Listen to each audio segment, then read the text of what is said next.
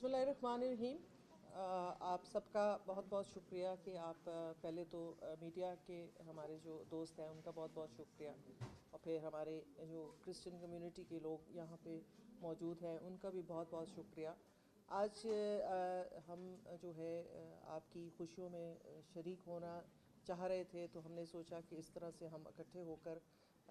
इधर ही ये जो इदारा है बेनज़ीर इनकम सपोर्ट प्रोग्राम, इसकी जो बानी